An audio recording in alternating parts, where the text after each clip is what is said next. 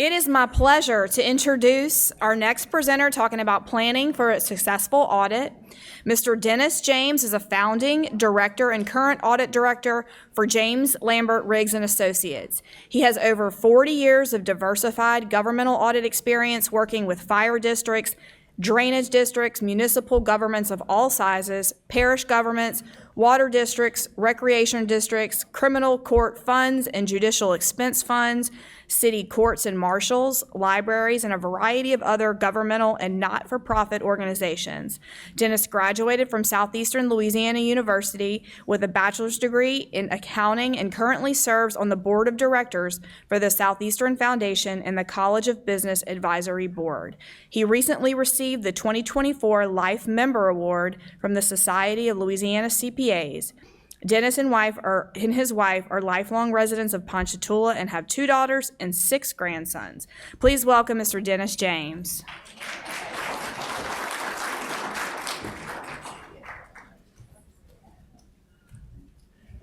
Good morning, everybody. I am so excited to be here with you. It's an honor to come present to you, and I want to thank the legislative auditor immensely for the opportunity and to come talk to you today. I have to admit a little bit, though, I was sitting in the back of the last presentation, and y'all kind of hurt my feelings a little bit. When they talked about it's time for the auditor to show up, you didn't act like you were necessarily too excited to see me there. So I always thought that when I showed up, you were happy and excited to have me there, but apparently that's not the case.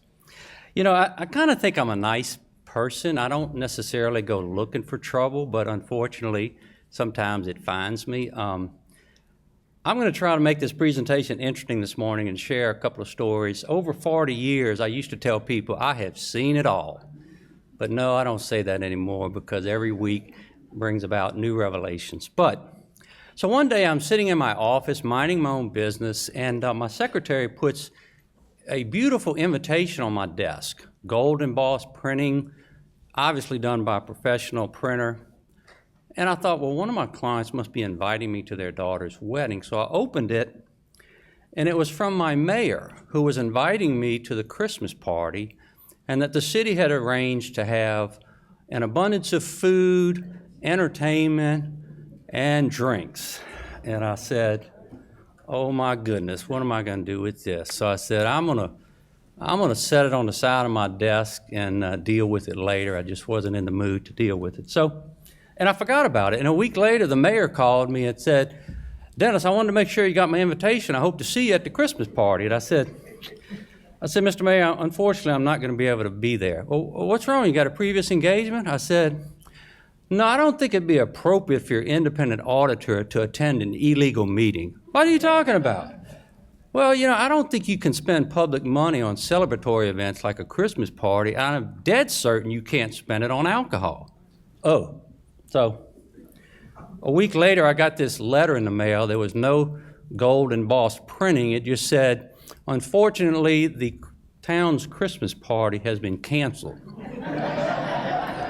So to this day, in my own hometown, I am known as the Grinch that stole Christmas.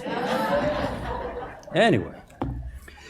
Thank you very much, Legislative Auditor. I'm extremely excited to be here with you. And if this was the real world, your audit, as you know, many of y'all have been through many, many audits. Some of y'all, this is your first experience. And my presentation was put together as being a non-technical presentation so that the majority of the users in this audience can benefit from it. But if we were in the real world, we would have started your audit probably in December or January. We're midway through March, and in a couple of weeks, we're going to be halfway through to your June 30th deadline. And your auditor would probably put 100 to 200, maybe 300 man-hours into the project. The legislative auditor has asked me to do an audit this morning in 50 minutes. So we will do our best to accomplish that task. And for a moment, I'm going to ask all of y'all to jump over your desks to my side of the desk. And we're going in this morning to audit your agency. And I'm going to give you some insight as to what your independent auditor is thinking, what he's doing, why he's doing what he's doing, What are the standards that he's trying to comply with so that he, as a professional, doesn't have a bad audit? And hopefully give you some hints as to what I believe, over my 40 years' experience, some of the things you can do to help to ensure that you have a successful audit. So I would just say, for the time being, hold on to your seats. This is going to be a wild ride, and I'll do my best to finish it in 50 minutes. Let's see if I can get this. So I believe that we have those of us that work in government have a tremendous responsibility. It's totally different than the private sector. We are temporary custodians of somebody else's money, and that other person expects us to spend it wisely. And as a result, I believe that your attendance here today demonstrates your commitment to excellence in government. And we all know our citizens, our taxpayers, our elected officials need us to do the best job we can possibly do. I have something that hangs up on my wall that I read every day to remind myself, and this was said years ago by a famous football coach from the Green Bay Packers, Vincent Lombardi, that basically says the quality of a person's life is in direct proportion to their commitment to excellence, regardless of their chosen field of endeavor. I would just encourage y'all that work in government like I do to always strive to do your very best. What I hope to accomplish today, if I'm successful, is I want to tell you what I believe a successful audit is. I want to tell you what rules we as auditors must follow. I also want to tell you what the responsibilities of our clients are for the audit, and then some simple steps to help ensure a successful audit from start to finish. Okay? So let's see what we have here. We're going to spend off and on 3 to 4 months with your agency. We're going to run up 100 to 200 to 300 man hours. You're going to pay me a lot of money, but at the end of the day, I'm really just trying to answer 4 simple questions. Are your numbers correct? And I hope we say yes. Are your financial controls strong and effective? And I hope the answer is yes. Did your agency comply with all federal, state, and local laws and regulations, including city ordinances? And I hope the answer to that question is yes. Was your audit completed, delivered to the governing board, and submitted to the Louisiana Legislative Auditor, grantor agencies, and other users of the financial statements on time? And I hope that's yes. To make this demonstration this morning simpler, I'm going to assume that we're all of y'all are on my team now, right? We're going to go out and we're going to audit something. And let's assume that we're going to audit a typical Larson Act municipality in the state of Louisiana. You have a city council, you have a mayor, you kind of know what that looks like. So let's see how this works out this morning. The auditors, when they come into the agency, have a specific set of rules that they must follow. Now, auditors are allowed to apply a significant amount of professional judgment in the work that they do, but there are just certain things that the standards require us to do, and I'm going to point a couple of those things out. We have to comply with generally accepted auditing standards, which were promulgated by the American Institute of Certified Public Accountants. We have to, particularly for governments, we have to follow governmental auditing standards, which is promulgated by the Comptroller General of the United States of America. We have to comply with the provisions of the Louisiana Governmental Audit Guide. And if you receive federal funds, we have to comply with the Title II U.S. Code of Federal Regulations. Now, there may be some other standards that apply. For example, if you receive HUD assistance, we may have to comply with the provisions of the Consolidated HUD Audit Guide. But those are some of the basic ones you would see in a municipal organization. You know, when I go in and I talk to my governmental agencies, I remind them that they have certain responsibilities on their side of the table. Number one, you have to maintain an accurate accounting system capable of being audited in an efficient and timely manner. That's very important because what's happening these days is that there are fewer and fewer commercial CPA firms such as myself that are willing to do governmental audits, and there's a lot of reasons for that. Just 2 months ago, I sent out an RFP to 6 CPA firms to try to get an auditor for a fire district that I work with, and I got 1 response. And And my firm will no longer get involved in an agency that their accounting system is just a mess. We just simply don't have the time to be involved. So get your accounting system in great shape so that you can attract the best and the brightest auditors. You have a responsibility to be able to prepare financial statements that are correct. That's what the auditor is auditing. It is your job to design and carefully monitor effective financial controls. You have to take responsibility for the fair presentation of the financial statements and the related footnote disclosures prepared by your staff or other accountants. You can hire another accountant to prepare your financial statements, but that doesn't make those statements their responsibility. It's your responsibility.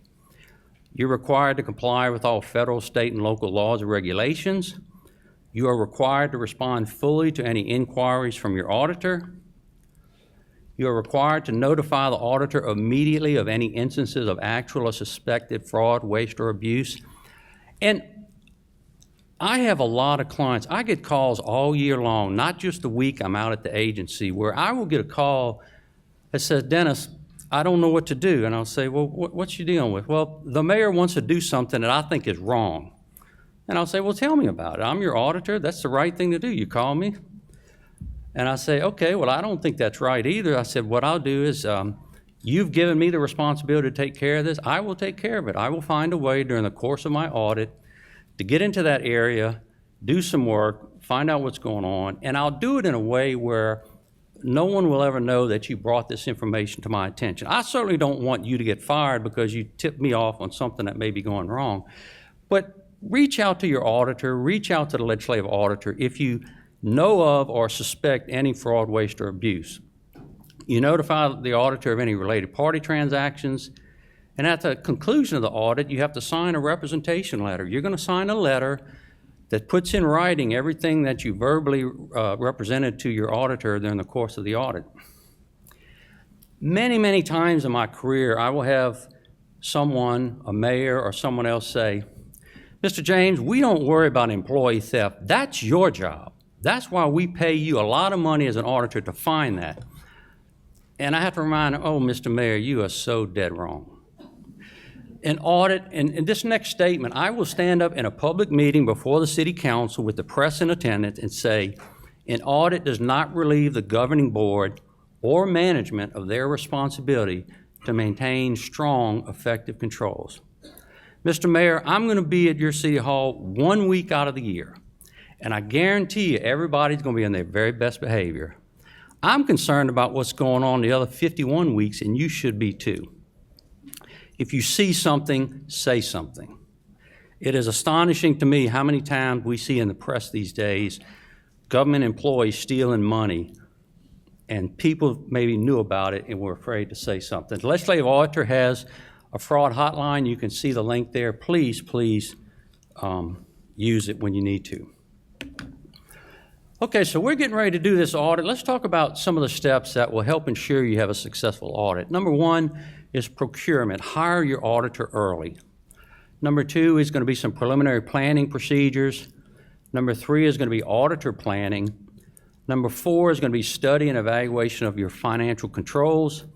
Number five is going to be testing of account balances and transaction classes. Number six is going to be a series of completion procedures. Number seven is where we have an exit conference with management. Number eight is when we present the final report to your governing board. And number nine is when we submit the final report to the Louisiana Legislative Auditor, any grantor agencies you may have, and any other users of your financial statements. So let's talk about procurement. Hire your auditor early. You cannot hire your auditor too early. I have gotten calls from parish governing authorities. Large audits probably take 400 to 800 man hours in May, and they have a June 30th deadline wanting to be there. And I said, you really want me to audit a parish governing authority in 60 days? Cannot possibly be done, and I'm not interested in doing that. I recommend you use a request for proposal and qualification statements process. I recommend you consider a 2 or 3 year audit contract with your auditor. Why is that important? The first year that I go in to audit an agency, about 30% of my time is going to be spent gaining an understanding of your financial controls so that I can design audit procedures that are responsive to the risks that I see in your agency. If you hire me for 2 years, the second year I come back, that 30% of that time goes away. So when I price your audit contract and I'm looking at a 2-year engagement, I can take that 30% cost that first year, blend it over 2 years, and I can bring your audit costs down. If you're determined to hire a brand new auditor every year, you are not going to get the most competitive audit pricing. And quite frankly, your life will be miserable because you'll have to sit down every year and explain things over and over and over. So, and the legislative auditor, I think in most cases, will approve a multi-year engagement. And so consider it is really cost effective to consider that. While you're looking at procurement, it is very important at that time you determine who is going to write your annual report. This is a Larson Act municipality, a town in Louisiana, and this report is 90 pages long. And I want to know at the very beginning, is my staff, is the auditor going to prepare the report? Are we going to hire another accountant to prepare the report? Or are we going to do it internally? This is about 40 man-hours, start to finish, a week to put this together. And you don't want to wait till June the 15th and decide, okay, it's time to put our report together, who's going to do it? So try to figure that out on the front end, you'll save yourself a lot of grief. So let me back up a little bit. So we're 9 months before your deadline. If this is a town that's due June 30th, I want to hire my auditor in October. Because believe it or not, I can have my auditor come in November and December and start doing some preliminary work and get some of that stuff out of the way. The AUP work is a prime example. You do not need any numbers to do AUP work. It's a procedure-driven exercise, and get your AUP stuff out of the way so that when you have to spend time working on your numbers, you got that out of the way. So now we're 8 months before the deadline, and we talk in our office about plan the work and work the plan. We also talk about start early and finish easy. So we're going to pretend that our agency, our town, just hired us to be their auditor. The moment I get hired, I'm going to schedule a meeting with certain town personnel, just a very preliminary meeting. I would like to have the chief executive officer and the chief financial officer and their support staff in that meeting. I'd like to have an organizational chart with names, titles, and contact information of key personnel. I need to know who I need to talk to when I need to talk to certain people. And we're going to develop a written timeline of tasks to be completed. We're going to define each party's responsibility. We're going to determine a start date and a completion date for each task. And we're going to update this timeline as the work progresses. Remember, the typical audit probably starts in December or January and doesn't really finish until June. And somebody's got to keep a track of who's doing what so that you can successfully get to a completed deadline of June 30th. And while I'm there, I'm going to arrange for a tour of the facilities. I firmly believe that you cannot audit what you don't know. And when I ride around your town, I want to know how many water towers you have, where they're located, what condition they're in. I want to know how many sewer lift stations you have. I want to see your treatment plant. I want to know how many fire stations you have and what type vehicles you have and how old they are in there. I need to know all this information so I can later assimilate it into a risk assessment of your agency. And when I read the minutes and I find out that you did something, it makes more sense if I could say, well, I understand why they had to spend $500,000 to fix the water tower. When I saw it was in pretty bad shape. You know, just, you got to know what you're auditing before you audit.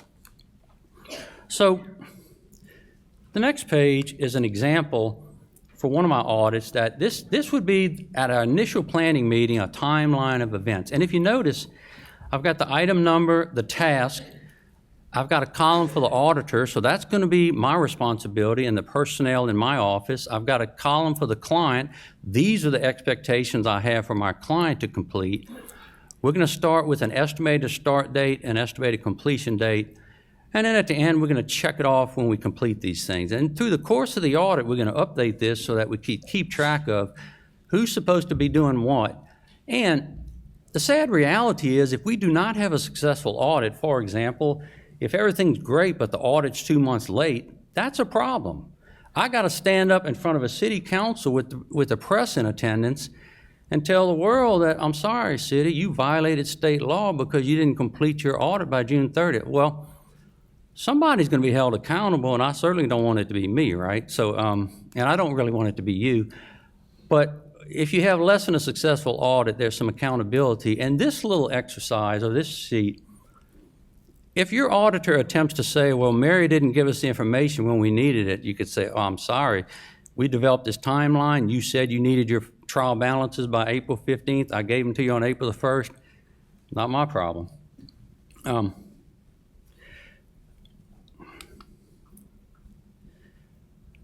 So some of the things that I want to see done initially 8 months before a deadline, I want to see the Louisiana compliance questionnaire adopted by your board, because as an auditor, I'm really not supposed to go much farther down this road of your audit without the governing board adopting the compliance questionnaire. So we got to get that out of the way. We're going to review the minutes. We're going to do audit confirmation, statewide agreed upon procedures, and a few other things. So step 2 is we're still probably in the October, November deadline, and we're step 2 preliminary planning. I'm going to try to develop for you a to-do list for my next visit to your agency. I want to have a completed Louisiana compliance questionnaire. I want you to put me on your agenda for the next city council board meeting, because I want to go there and have a conversation with the board about their responsibilities for a successful audit. I'd like to have your minutes in electronic form, so before I come back out, I want to read through your minutes. I want to get a feel for what actions the governing board took. I want a copy of your enabling legislation. I want you to tell me, what statute created your agency so that I can better understand what you can do and what you can't do. Copies of all significant sources of revenue, copies of all significant contracts, leases, and other agreements, copies of all debt. I want to review and update a written policy and procedure. I went into an agency a couple of years ago, and when the AUP requirement came into effect in Louisiana, which I guess is about 10 years ago, they had developed some policies and procedures. And when I looked at it, over 10 years, they never changed them. Nobody was following the procedures because they didn't even know what they were. They actually were buried in somebody's desk that had quit 2 years earlier. So before your auditor shows up, before I come back, I'd like you to pull out your policies and read through them. And is this really what you're currently doing, or are your policies stale and outdated?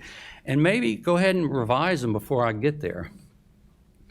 And I'm going to try to develop an initial document request list for you. It is really very helpful if, when I eventually send my team out to do your audit, we go into a conference room and there's just a mountain of paperwork sitting in the middle, and that you say, Mr. James, we've gotten everything you asked us for, and it's right here.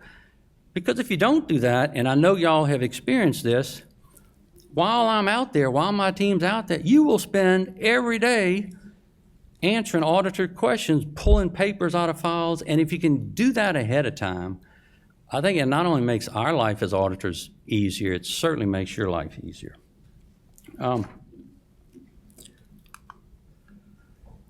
The Louisiana Legislative Auditor has done just an outstanding job providing all of the resources that we all need that work in government to do our jobs. You just have to go there and use it. It is astonishing to me that not too long ago, 3 o'clock on a Friday afternoon, I called the LLA's office and Jennifer Shea answered the phone. Now, how many times do y'all, Judy, I apologize, but how many times you call a state agency at 3 o'clock on a Friday afternoon and anybody answer the phone? And I got Jennifer Shea answered the phone. I said, Jennifer, apparently you and I are the only people working right now. What? Anyways, and I often wonder, Jennifer is likely to get hundreds of calls a day, and it's amazing that when I call, she'll answer the call. And if I have a legal question, she's spot on with the advice. I will tell you, if you have an issue, there is an answer, and the answer resides in most cases with the Louisiana Legislative Auditor's Office. Go there, download all the forms you need. So this might be my preliminary document request list for you. Now remember, I might try to get this to you a month or two before my team's going to be out there. And when I say my team, my typical audit team is probably 4 people. So the week they're out there, they're going to make your life pretty miserable, right? You're not going to get any of your work done. You're probably going to have to work nights and weekends to get caught up. But I think that's better than sending one auditor out for 10 weeks, right? Okay, anyway. I want a list of bank accounts, name of the bank, account numbers and fund. I want to see your monthly testing and collateralization of bank deposits. I want a beginning and ending check number by fund for all checks written. I want a list of all credit cards and who has custody of the credit cards. I had an agency had 7 credit cards. Look, guys, if the legislative auditor can operate a statewide agency with 1 credit card, I believe the rest of us can use 1 credit card, right? I want to see your insurance declaration page. I want to see what insurance is in force. And I want a copy of your employee personnel manual. Now, my list is actually longer than this. I just cut it off to fit on one slide. But it is, you really want your auditor, and if they don't do it, you should request it. Remember, this is your audit. You might hire me to do it, but it's your audit. And if it's not successful, you're going to be held accountable. So call your auditor. Take control of this process. That you send me what you want at least 30 to 60 days before your team shows up. I want to spend some time getting this stuff together so that we can be ready when you show up. And the legislative auditor has a really, really good sample document request list. It runs on for about 3 pages. It's very comprehensive. The problem is that you have to really customize it to your particular agency because there's a lot of things on it that might not be applicable. Okay, so now we just had Christmas and now January's here and we're 6 months away from the ultimate deadline. So where do we need to be? So the auditor is doing some planning. He's not out at your agency yet, but he's doing some planning. I will probably, hopefully, have already sent my auditors out to complete your statewide agreed upon procedures. That is so critical because that's going to help us understand where maybe some of the weaknesses could potentially be in your policies and procedures. And we're going to use what we learned in the AUP process to develop a risk assessment when we get to the financial audit process, because we might look at your credit cards and say, they have outstanding controls. They only have 1 credit card, and it's in the mayor's office, and if the police chief wants to use it, he's got to go get it from the mayor, sign it out, and sign it back in. So we may be able to reduce the amount of work we do on the financial audit side if you have good procedures on the AUP side. Now, conversely, if you have weak procedures on the AUP side, we got to be prepared to do more work on the other side. Of course, hopefully I've completed my review of the board, all board and committee meetings, and I've jotted down the more significant events. As an auditor, I don't write down everything. I'm interested in when the city bought something, did they comply with the public bid law? When they borrowed money, did they go to the State Bond Commission to get approval? So I'm looking at the more significant things in your minutes. If we're going to mail any written confirmations, those hopefully are out in the mail so we get them back in time. I'm going to take this report 6 months ahead of the deadline. I'm going to update it. And we're going to take your report, scan it into a PDF, convert it to a Word document, embed some Excel spreadsheets. That report 6 months ahead of the deadline is going to be ready to go. And all we do at the last minute when the final audited numbers are available is drop them in and we're good to go. If you wait till June 15th to start this process, you're going to have a miserable life. And it is unlikely you will finish by June 30th. Study and evaluation of significant financial controls. This is where we're going to start that process. Once we review your controls, we're going to do an audit risk assessment, and I'll talk a little bit about that. After we do our risk assessment, we're going to develop specific audit plans in each of the significant areas we intend to look at. And I'm going to update my document request list because I've looked at maybe what you sent me already, and then I'm going to add some more things to it. So this is an example where I updated the document request list, and I basically put in here item number 6, that I really need the final trial balances by fund with supporting document, and we'll come up with an agreed upon date. A lot of my clients will say, Dennis, the earliest I can get that to you is June 1st. And I'd say, well, that's only 30 days. That's a bit short. how about we get a little bit? So it's different. And look, we like to work with our clients because we know they're under a lot of pressure to do things. So we hopefully, on the June 30th deadline, we hope to get some numbers to look at in April. That gives us enough time to complete the audit successfully in most cases. So now we have to come in and evaluate your financial controls. And we have to do that well in advance of even looking at the numbers, because the effectiveness of your controls is going to drive and determine what our ultimate audit procedures are going to be. When my 4-member staff ends up in your office, the procedures they perform are going to be based pretty much by what we determine the effectiveness of your controls are. I hope all of us that work in government understand the importance of strong, effective controls. We have to maintain public trust, accountability, and transparency. We have to safeguard assets from loss or misuse. We obviously have to prevent errors in our financial reports and our budget reports to our city council. We have to identify problems quickly before they become larger problems. And this last thing is almost what I think is almost the most important. Inevitably, when I talk to people about the importance of internal controls, the question is, well, Mr. James, you're asking me a lot of questions. It acts like you think I'm stealing money. And I say, well, quite the contrary. I said, you ought to hope your agency has strong, effective controls, because if something goes wrong, it's going to be the strong controls that protect you. You don't want to get drug into an investigation because somebody in your office stole money and the controls are so lousy you can't figure out how it is. So effective controls not only protect the public trust, I think they protect the innocent from false accusation. If you're in a town and you got 2 windows up front that you collect utility payments and you collect cash, and both tellers use the same login and password to sign on, and money comes up missing, okay, guess what? How are you going to figure out who did it? The person that stole the money is going to log in under your login, and the electronic fingerprint's going to say you did it. Anyway, y'all get the idea.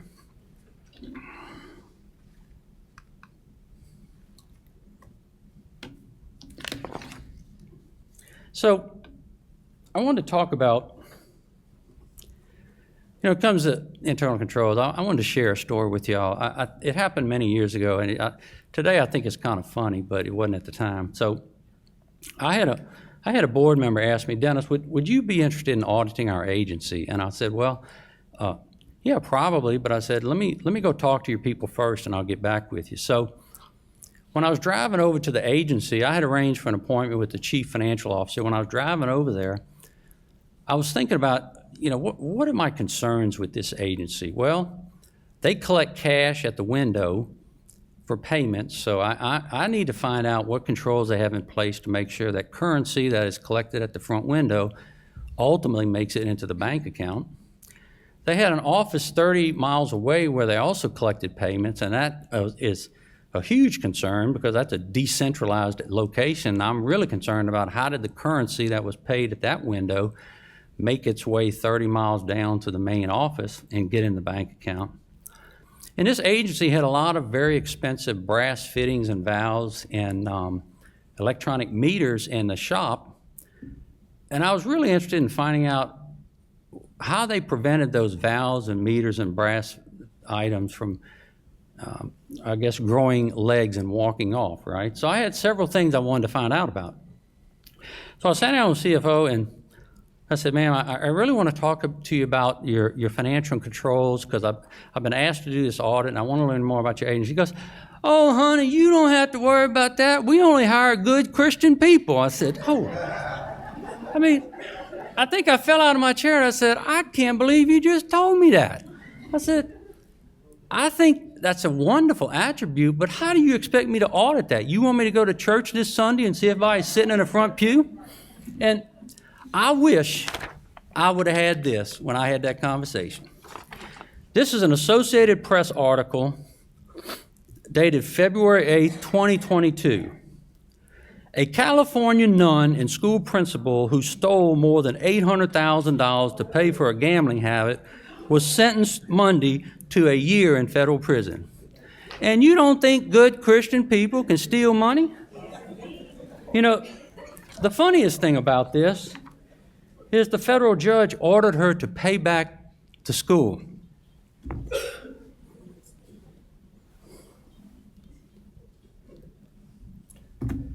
The judge ordered her to pay restitution. Now, for my Catholic friends in the audience, you probably know that when a nun goes into an order, they take a vow of poverty, right? How are you going to get $800,000 out of a nun that took a vow of poverty? But anyway,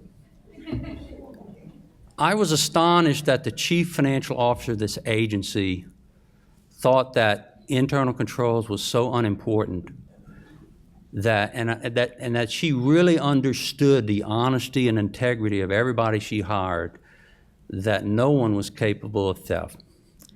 And I called my board member and I said, "Sir, I am not at all interested in auditing your agency." And he said, "Why?"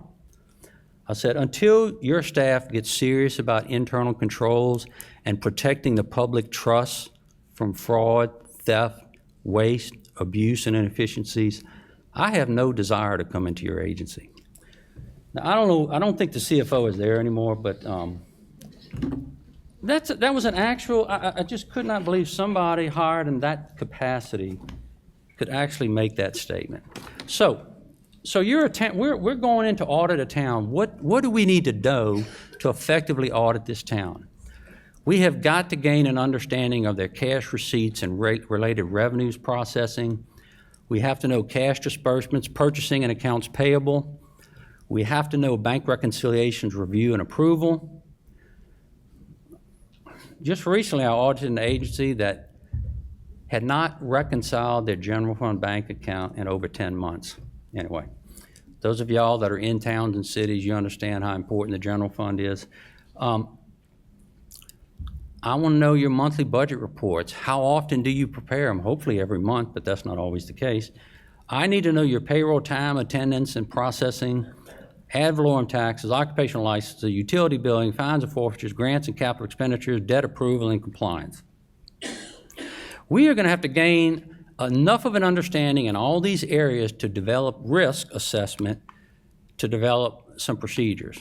Now, what is the process that professional standards require your auditor to follow to gain that understanding? Number one, it's really 4 items: inquiry, observation, inspection, and evaluation. You got to do all 4, and if you don't do all 4, the auditor has not complied with professional standards. Under inquiry, I'm going to review your written policies and procedures, and then I'm going to sit down with your staff, and I'm going to make sure that they understand what the procedures are they're following. So that's just solely sitting down and having a conversation with people. If I stop there, if your auditor stops there and the only thing in their work paper is a memo saying, "I talked to Sally and this is what she said," they have not complied with professional standards. You got to follow that up with observation. I've got to observe your staff actually performing their functions. One of my most favorite things to do is say, "Town, when you're doing your next payroll, call me. I want to come down and look over your shoulder and watch you from start to finish. I want to see the process of how you collect your time cards, compute the hours worked, determine any paid leave, and I want to follow that process all the way through to when you press the button to send that payroll out for a direct deposit."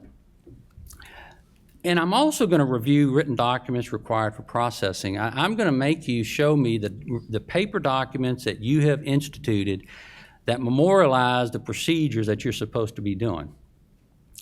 Inspection is the third leg of this stool. I'm going to randomly select throughout the entire year transactions that I want to look at.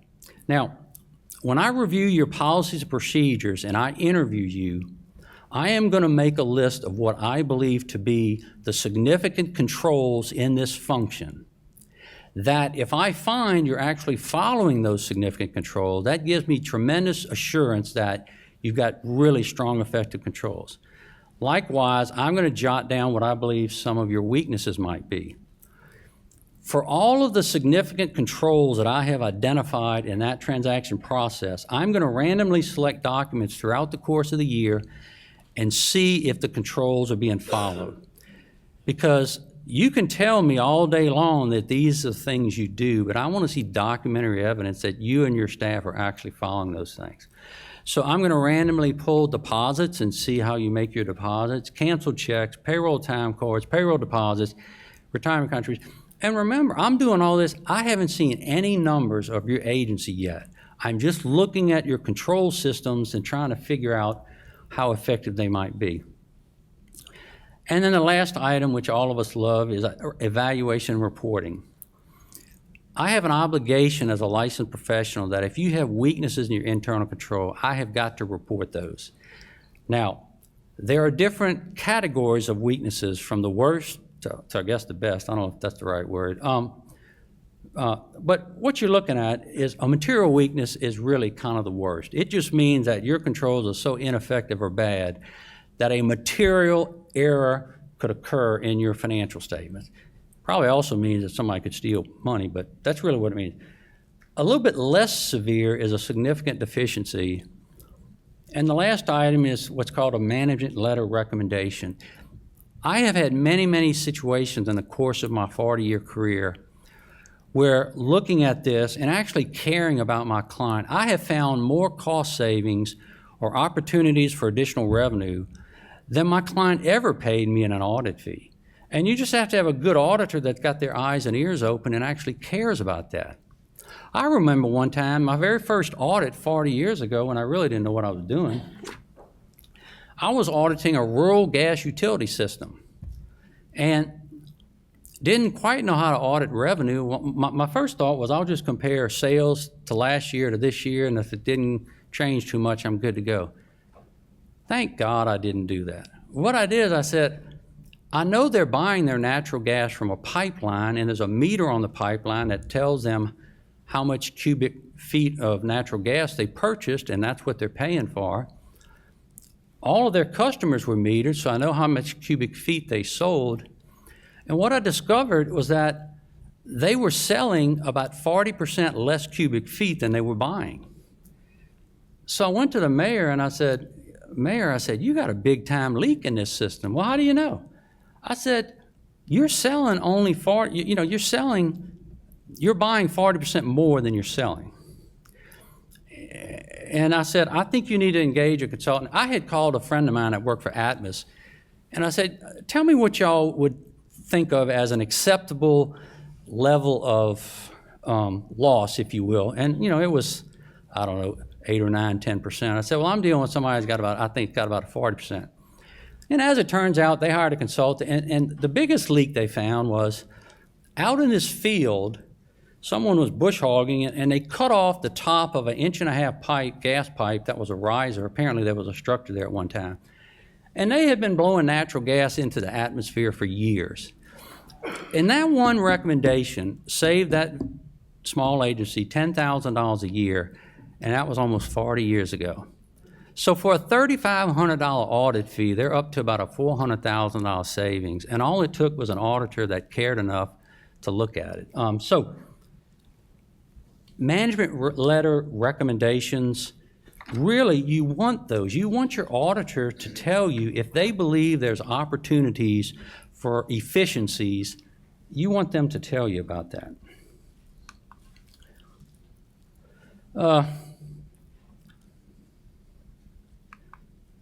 Okay, so now we're looking at some substantive tests. Let's see where I'm at. So what's not in your slides, but so we're out there, we're doing all this on this slide: inquiry, observation, inspection, evaluation. And when we're done, all of us are going to go back to our office and we're going to sit around a conference table and we're going to brainstorm. And we're going to try to figure out what controls we looked at were very effective so that we can design a set of audit procedures that are very minimal but gives us the assurance we need. And that's where the risk assessment part of this process comes in. We've studied and evaluated your controls. We think we know which ones are strong and effective and which ones maybe are not. And we've assessed risk on all these areas, and based on our assessment of risk, we have developed some written procedures And so now I'm sending all of y'all out to the town with that list of procedures to actually do the financial audit. So hopefully you know by now you have a balance sheet and an operating statement. And the types of procedures that are applied are sort of different. So if we're auditing account balances, we're looking a lot of times at written confirmations. We're examining source documents such as bank reconciliations, grant drawdown requests, subsequent receipts testing.